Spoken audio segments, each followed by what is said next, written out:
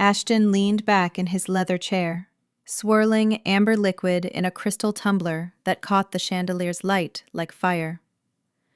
"You wouldn't last a week without me, Mila," he said with that smug grin I used to mistake for confidence. "Without my money, my name, my connections, you'd be nothing. Just another pretty face waiting tables." He straightened his tie, fully expecting me to beg. But instead, I reached into my Chanel bag, pulled out the keys, house, Range Rover, safe, and laid them neatly on the granite counter. Each one landed with a sharp click that echoed like punctuation. "You're right," I said softly. "Let's find out."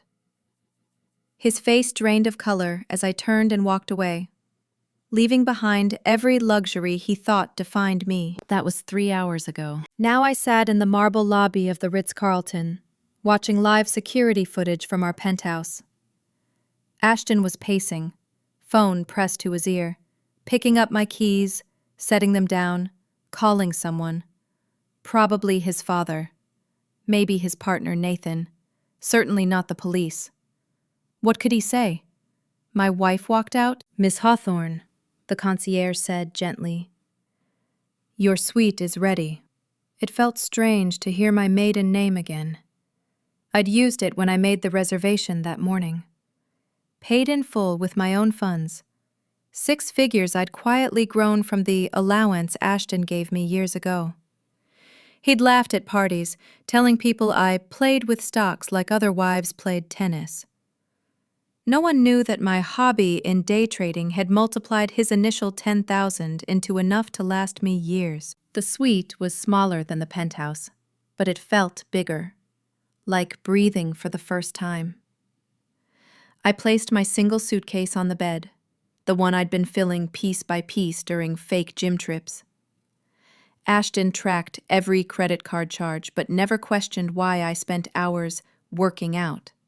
Trophy wives needed maintenance, after all. My phone vibrated with a flood of missed calls. 17 already. I deleted his contact, watching the number dissolve into digits. The first voicemail played by accident. "Mila, this is ridiculous. Come home. We'll talk about whatever upset you." His voice was calm, measured, the tone of a man managing a volatile stock, not addressing a wife. By the 5th message, the cracks were showing. "You can't just leave. Half of everything is in both our names. You need my signature, too." I deleted them all. Then I poured myself a glass of champagne. That morning now felt like another lifetime. I'd woken at 6 a.m., alone again. Ashton had fallen asleep in his study, surrounded by glowing monitors. I'd stood by our floor-to-ceiling window, watching the city wake beneath me. It was our anniversary, 4 years, but I knew he'd forgotten.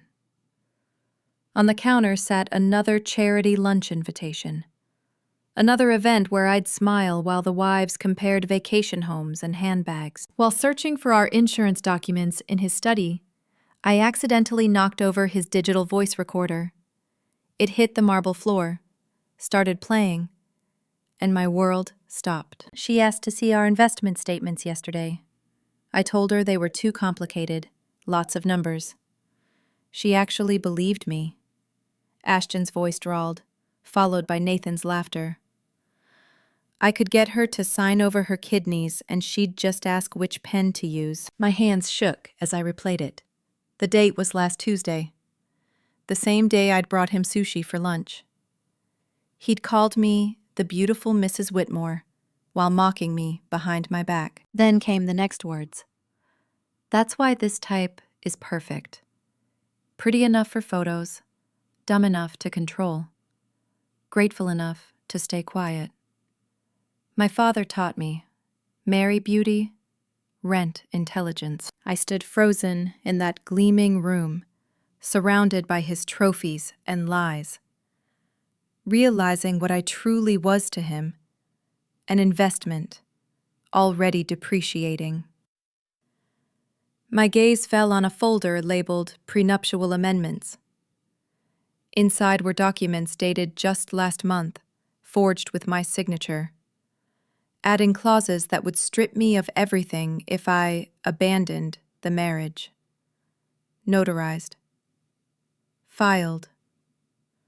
Prepared for my eventual disposal. That was the moment something inside me shifted from hurt to clarity. He wasn't just cruel. He was strategic. I was a piece on his chessboard, and he'd already planned the checkmate. Now, from my Ritz suite, I could see our building glowing in the distance. Ashton was probably tearing through drawers looking for clues I'd never leave. He'd find nothing. I hadn't taken his money, only knowledge. Copies of documents, recordings, everything that could unravel him. The war had already begun, and I was done playing the good wife. My phone buzzed again. This time, the name made me pause. Richard Whitmore, his father. The man who'd once introduced me as Ashton's wife. Pretty thing, isn't she? I let the call ring out. Seconds later, a text arrived from Margaret, Richard's longtime secretary. Room 1247, when you're ready to talk. I have 40 years of information you need. For the first time in months, I smiled. Ashton said I wouldn't last a week without him. But he never asked what I'd been doing all those nights he left me alone, or why his father's secretary knew my maiden name. He never suspected that the trophy wife he underestimated had been quietly preparing for her own survival. He thought I'd left my keys in surrender. He didn't realize they were a declaration of war. 3 weeks passed since I walked out of that marble palace and into freedom. The city moved differently now, slower, calmer. Like the world had shifted into focus. Mornings were for trading from my laptop, afternoons for long walks through Central Park, evenings for decoding the files Margaret had begun feeding me, one careful packet at a time. Each document peeled back another layer of corruption buried beneath the Whitmore family's perfect image. Insider trading, bribed auditors, shell companies masking stolen funds. It was worse than I imagined, and Margaret had it all, meticulously recorded since 1982. Today was May 15th, our anniversary. Ashton had called 3 times that morning, sounding controlled, rehearsed. We need to talk, Mila. Just dinner, civilized. Against my better judgment, or maybe because I wanted to see his fear up close. I agreed. At the salon, Celeste combed through my hair with practiced ease. Special occasion? She asked, not realizing how ironic that was. Anniversary dinner, I said, watching my reflection become once again the woman Ashton liked. Polished, understated, expensive-looking. 4 years, right? Congratulations, she chirped. I smiled, but it didn't reach my eyes. I'd made the reservation myself at Le Bernardin, his favorite restaurant. I wanted him to think he was in control. The dress was deep sapphire blue, tailored to perfection, the kind of piece his assistant used to order for me without ever asking my size. In my clutch, alongside lipstick and a compact mirror, sat a flash drive with 40 gigabytes of evidence. Margaret's archive. The real reason for tonight's dinner wasn't reconciliation. It was positioning. As I left the salon, my phone buzzed. A message from Ashton. Slight change. Nathan and Diana joining us. Need to discuss Singapore deal. Same time. I stared at the text, biting back a laugh. Our anniversary reduced to a business meeting. Perfect, I typed back, letting him believe I was still predictable. 20 minutes later, another message. Father insists we come to the estate. He's having something catered. 8 p.m. I almost canceled, but curiosity won. I wanted to see the empire up close before I tore it down. Richard Whitmore's estate in Westchester, looked like something out of an old money fairy tale. Sweeping drive, manicured gardens, a house big enough to echo. I recognized the cars parked out front. Nathan's Bentley, Graham's Tesla, 2 other hedge fund partners' Porsches. It wasn't a dinner. It was a council meeting. Patricia, Richard's third wife, 28, younger than me, answered the door. Her smile was brittle. "Mila, you look stunning," she said softly. Her eyes said something else. "Why did you come?" Inside, laughter and the clink of glasses drifted from the sitting room. Ashton was already holding court, whiskey in hand, surrounded by his allies.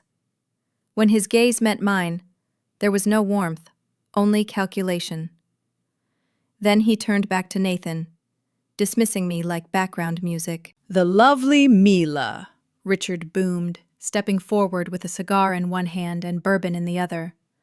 "Though, I hear you've been a little uncooperative lately." "Bad for business." He kissed my cheek, the condescension thick as his cologne. Margaret appeared with a tray of champagne. Her eyes met mine for just a second, enough to say she knew what this really was.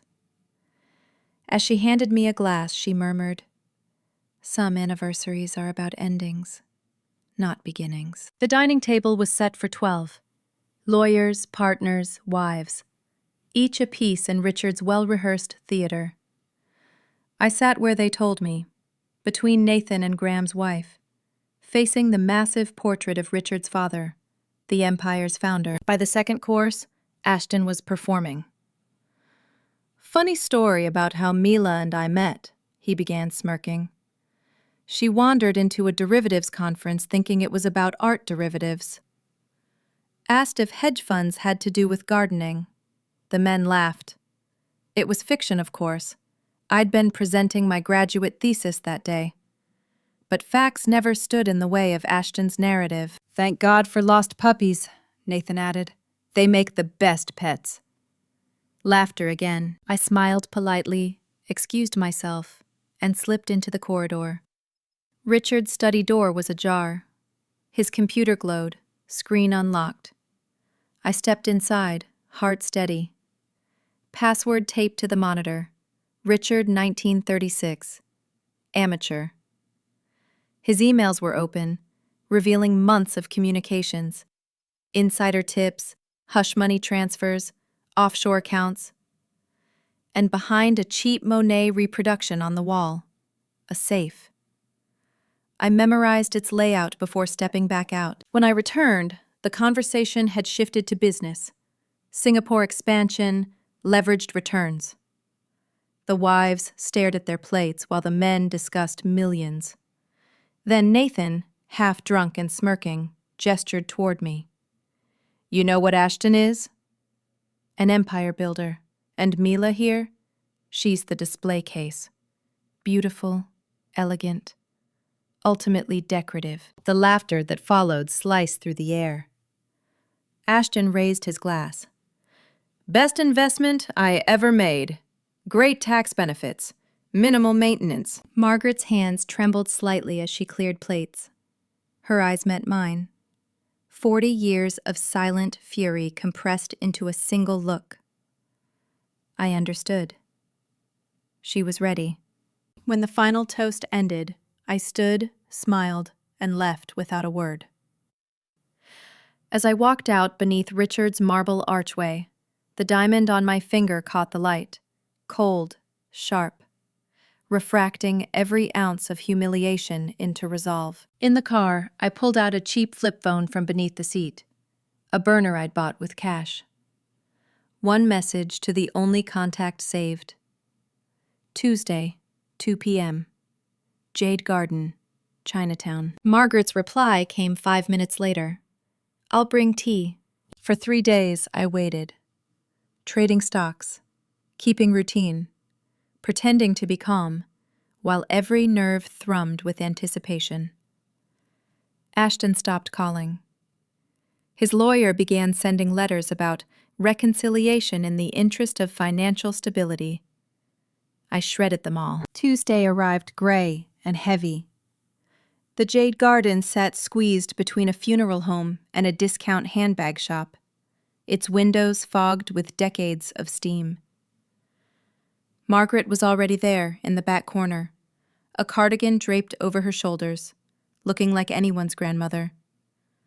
But her eyes, those sharp, patient eyes, held more truth than any ledger. She slid a tin of butter cookies across the table. "Twist the lipstick 3 times, then pull," she whispered. Inside, hidden within a lipstick tube, was a flash drive. 16 gigabytes, she said quietly. Started collecting in 1982. Richard's first wife, Elena, knew something was wrong. Then she had her accident. After that, I kept everything. Her hands trembled only once, as she said the word accident. I opened the drive on my laptop that night. Folders appeared, neatly labeled. 1982 to 2003, asset diversion. 2004 to 2015, SEC irregularities. 2016 to present, Whitmore Capital internal. 40 years of secrets. I wasn't just going to survive Ashton. I was going to dismantle the Whitmore dynasty piece by piece, with their own paper trail. The next morning, I called a lawyer. Not one of Ashton's high-profile sharks who charged $1,000 an hour to protect guilty men, but someone entirely outside his world. Patricia Kim, a sharp, soft-spoken attorney 2 hours north in Connecticut. Her website was plain, her office above a dentist's clinic, her handshake steady. She didn't care about names like Whitmore. She cared about documentation. "I need to create a company," I told her. "Something small, invisible, and legal." Patricia raised an eyebrow. "What kind of company?"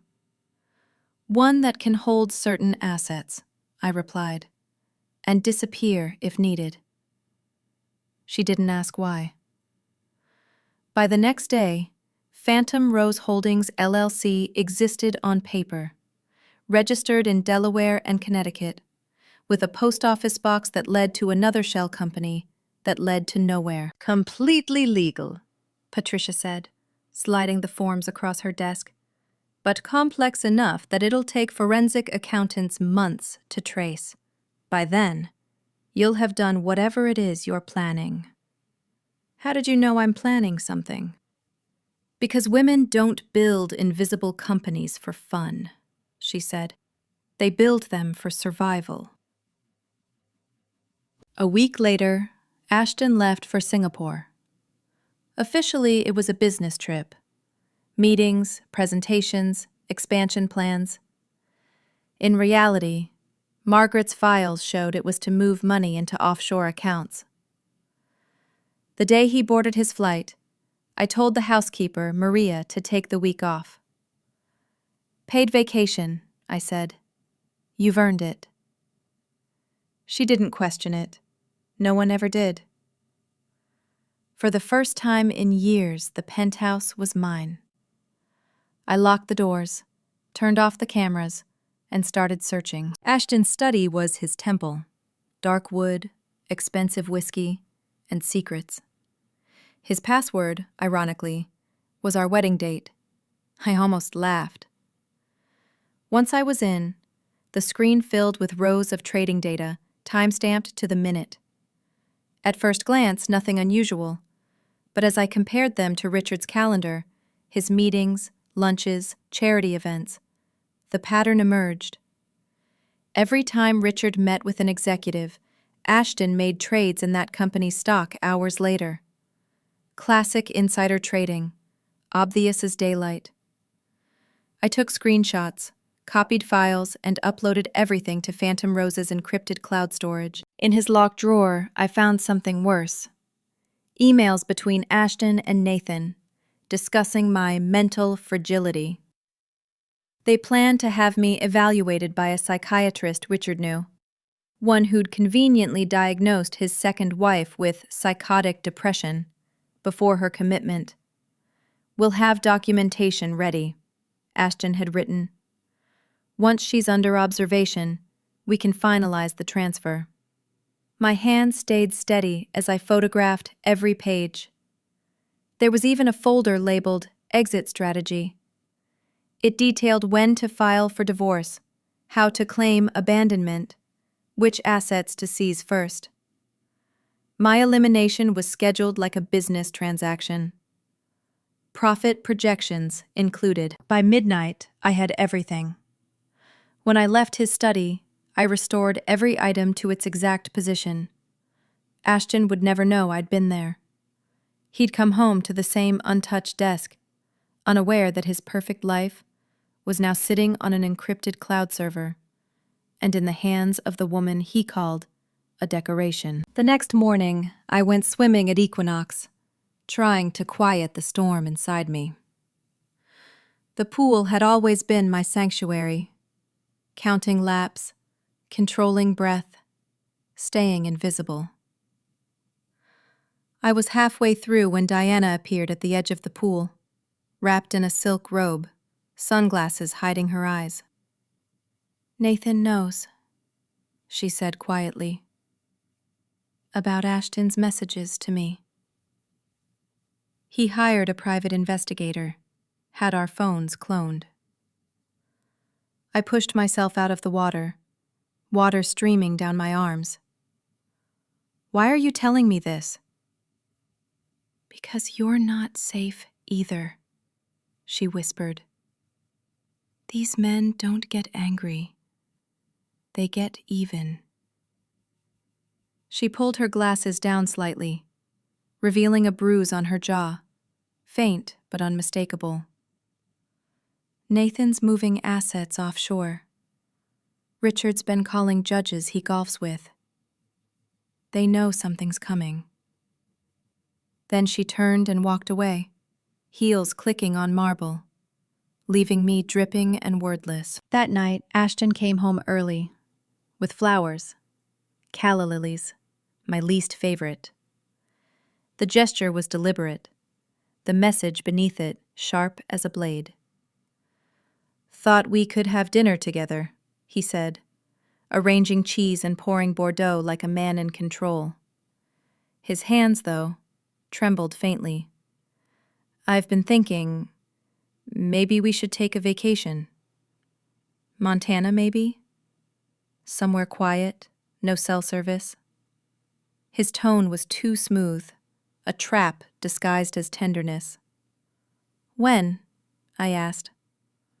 "Tomorrow, if we can." "You've seemed stressed." He slid a folder toward me. "New insurance papers. Better coverage for both of us. Just sign here." My phone, hidden under the table, photographed each page before I signed, every stroke of my pen recorded. Patricia's encryption app uploaded the images instantly to Phantom Rose. Ashton smiled as I handed back the pen. "You trust me, don't you?" he asked. "Completely," I lied. 3 days later, he picked up my mother from JFK. My mother, who'd always adored Ashton, called that night breathless with joy. "Oh, honey, he's changed." He picked me up himself, carried my bags, even remembered I like gin and tonic. I smiled through my teeth. "He's full of surprises, Mom." That week, Ashton played the perfect son-in-law. Theater tickets, spa days, dinners that cost more than my first year of college. He toasted my mother at dinner, called her the woman who raised the love of my life. I watched him perform, watched her believe it. For the first time, I saw what made him dangerous. Ashton wasn't just cruel. He was charming. He could wear empathy like a suit, tailored perfectly to the occasion. On her last night, Mom sat on my bed, holding my hands. "You've lost weight, sweetheart," she whispered. "And your smile, It looks practiced. Are you happy? Through the doorway, I could see Ashton's shadow lingering in the hallway, listening.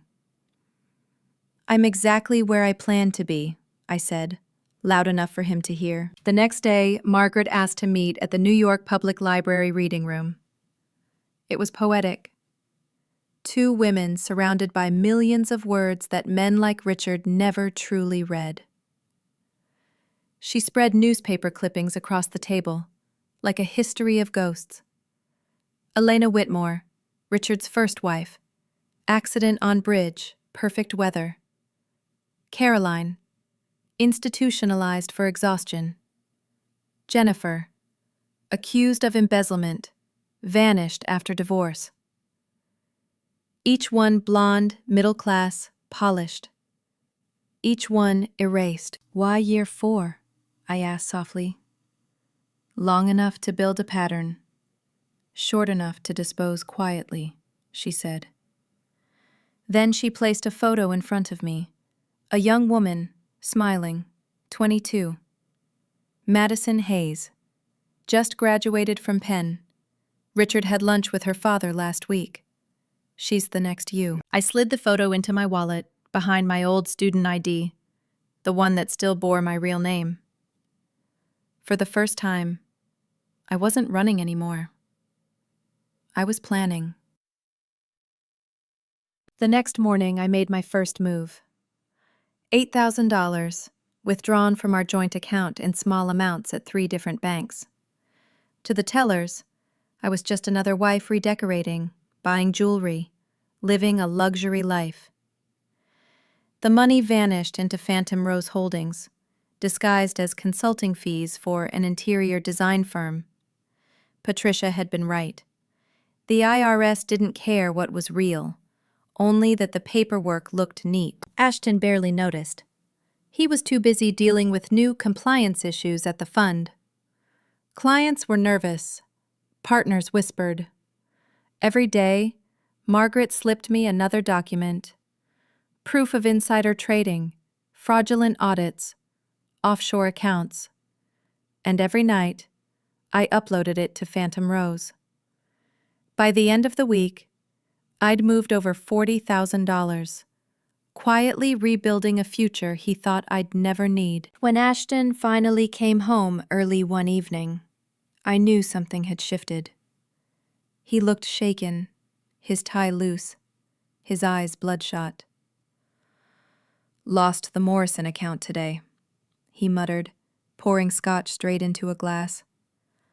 $40 million in assets, gone. They said there were compliance concerns. Can you believe that? I murmured something sympathetic, watching his reflection in the window. How small he looked now without his arrogance. Nathan thinks someone's talking to our clients, he said, pacing. He says there are rumors of an SEC probe. Ridiculous, of course. He drained the glass and poured another. The following day, I withdrew $12,000, then $15,000. Spa treatments, I told one teller who glanced up. She smiled knowingly, assuming my husband was footing the bill. If only she knew. Ashton's decline was rapid. The man who'd once controlled boardrooms now stumbled through evenings, half drunk, half terrified. Calls poured in from partners, lawyers, investors. He'd spend hours shouting behind closed doors, then collapse in silence. Each time he signed another set of routine papers, his hand shook a little more. Each time, I captured the signature with my hidden camera. Insurance policies, power of attorney, transfers he never read. One Thursday morning, Patricia called from a number I didn't recognize. The FBI's contacted me, she said, voice low and urgent. They know you're my client. My pulse jumped. How? Richard's been under investigation for 18 months. A former employee filed a whistleblower complaint. The agents have enough to move, but they need corroboration.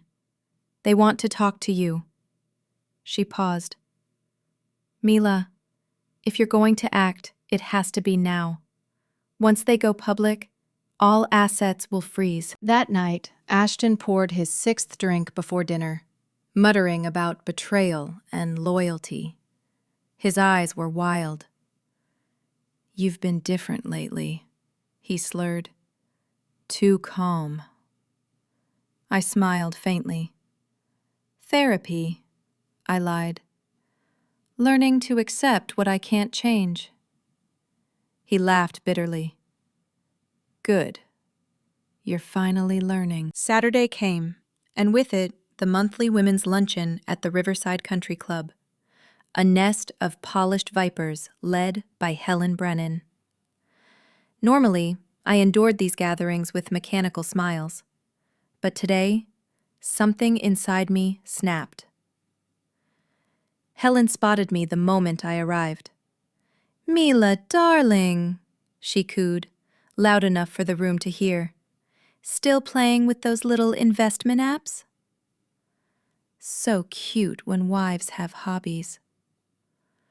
The laughter around us was automatic, rehearsed. I set down my teacup and smiled sweetly. "Actually, Helen, my portfolio is up 340% this year. How's yours doing?" The laughter died instantly. Helen blinked. What?" "Oh, I thought you'd know," I continued. "Your husband's pharmaceutical company lost its patent appeal last month. I shorted it. Made a killing." Gasps rippled through the table. Helen's lips parted in shock.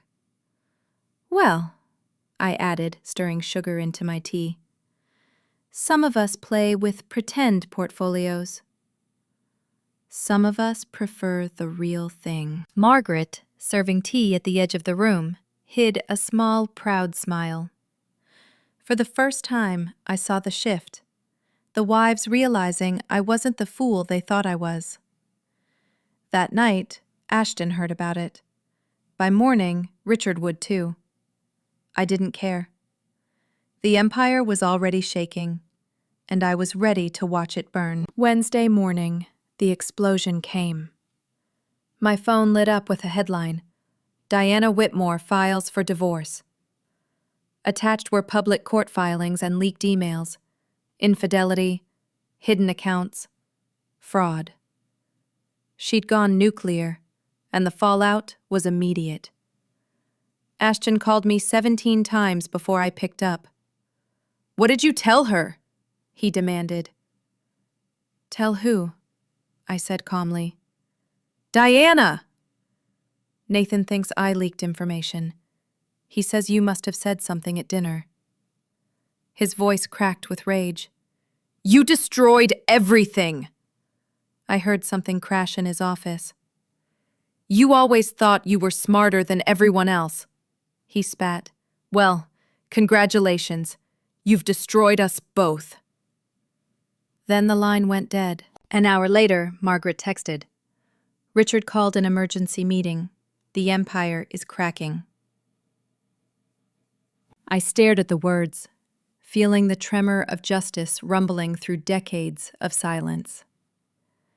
The empire wasn't cracking. It was collapsing. By evening, I was wearing a red wig and cheap sunglasses, dressed in an outfit no Whitmore woman would ever touch. Polyester dress, scuffed heels.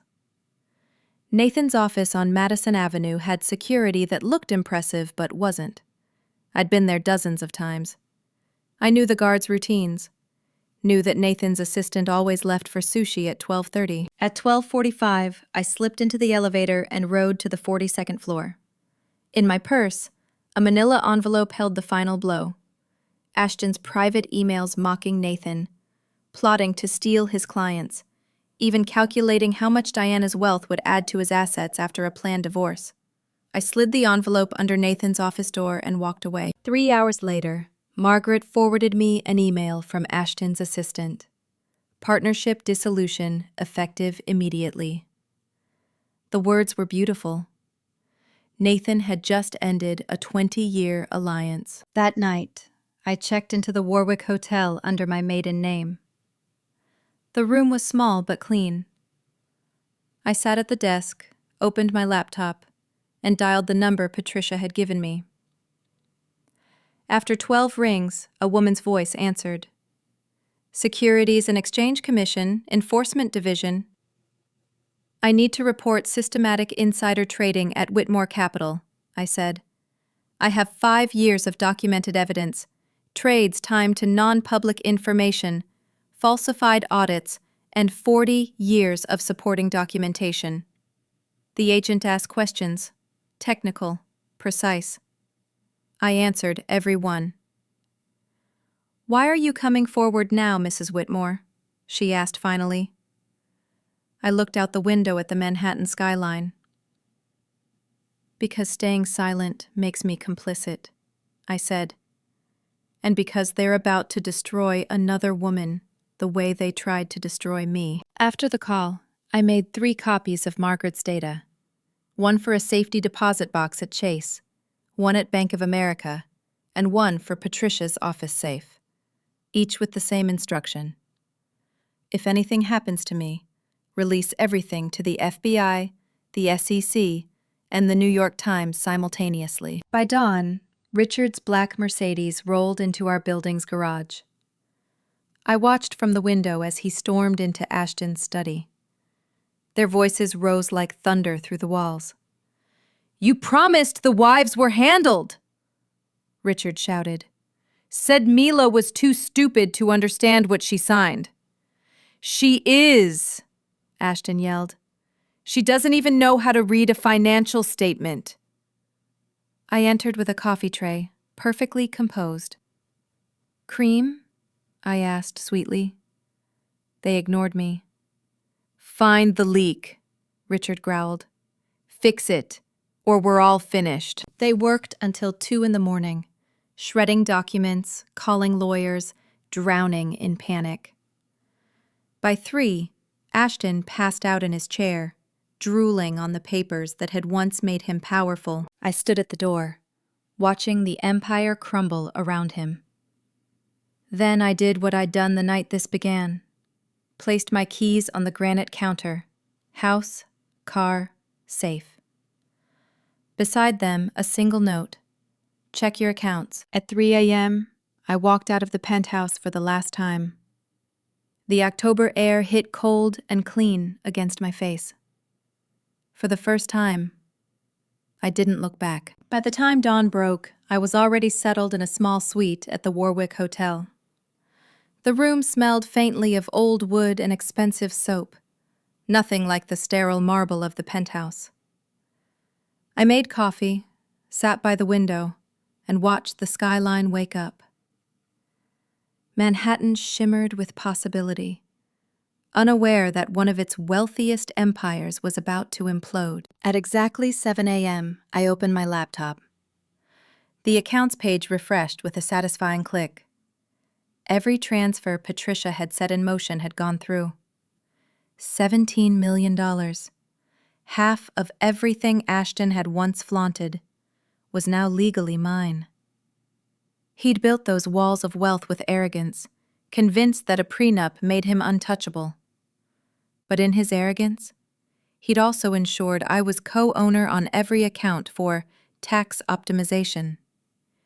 He'd given me the keys to my own escape. At 7:03 a.m., my phone lit up.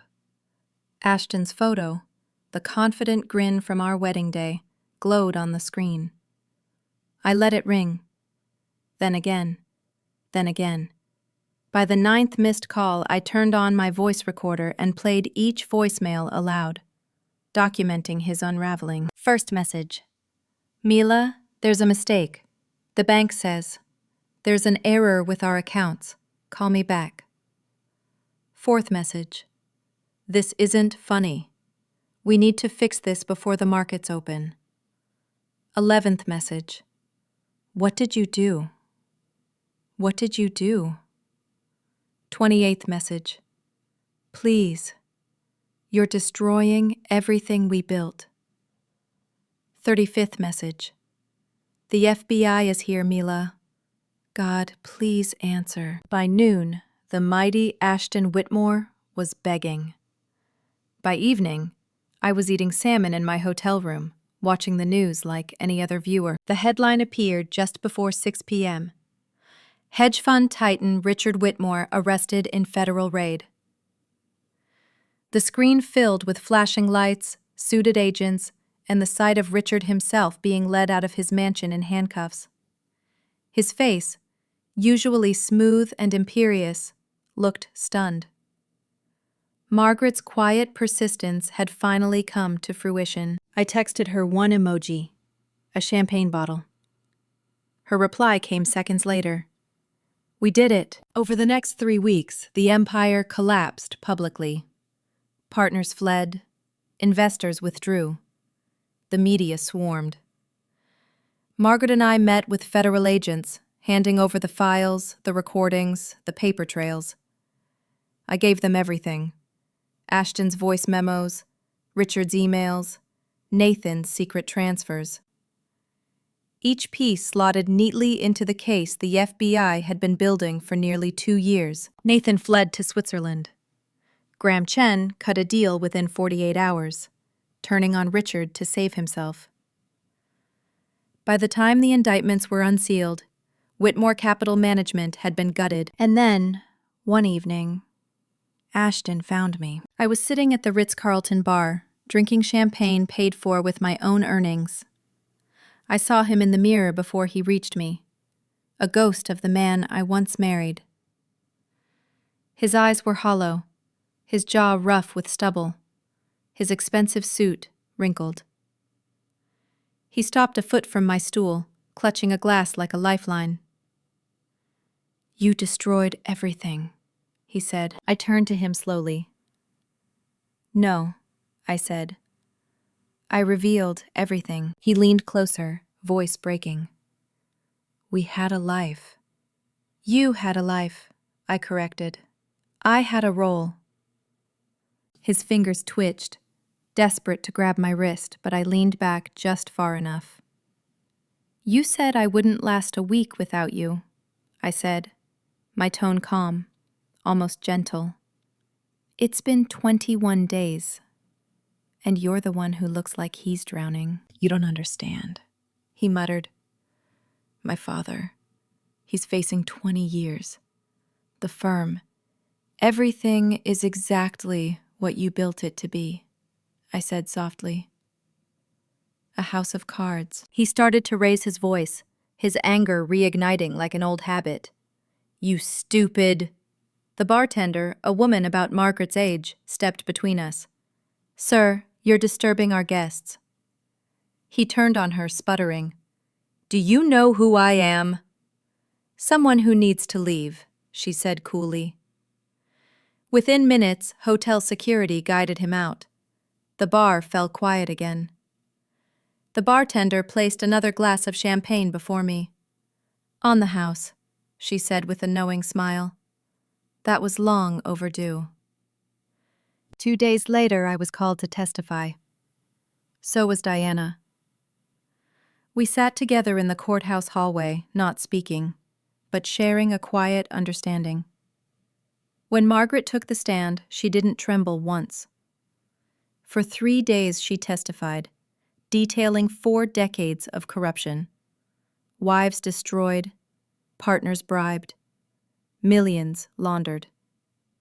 When the prosecutor asked why she'd kept every document, she looked directly at Richard and said, Because I knew one day someone would be brave enough to use them.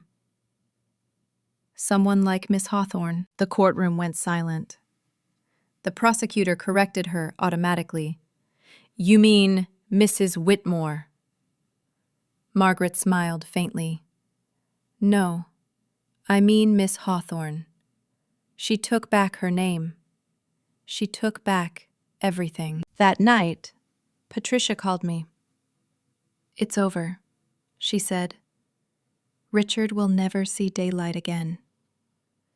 Ashton's facing 15 to 20. When the official divorce hearing came, the courtroom was packed with reporters. Ashton looked like a shadow of himself, his famous composure replaced by bitter exhaustion. His lawyer tried one last argument. Your Honor, my client's wife benefited from these alleged crimes. She lived in luxury on ill-gotten gains. Patricia stood calmly. Your Honor, may I play a recording? Ashton's own voice filled the courtroom.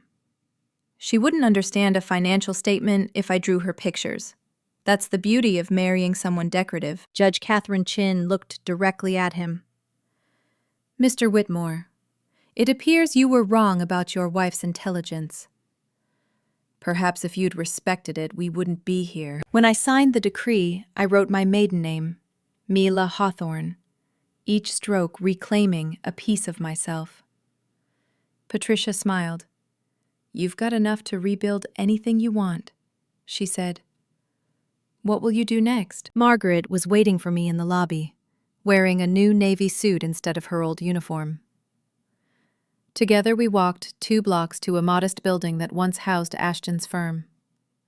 A small sign hung on the glass door, the Phoenix Foundation, rising from the ashes. Inside were 4 small offices, sunlight spilling across empty desks.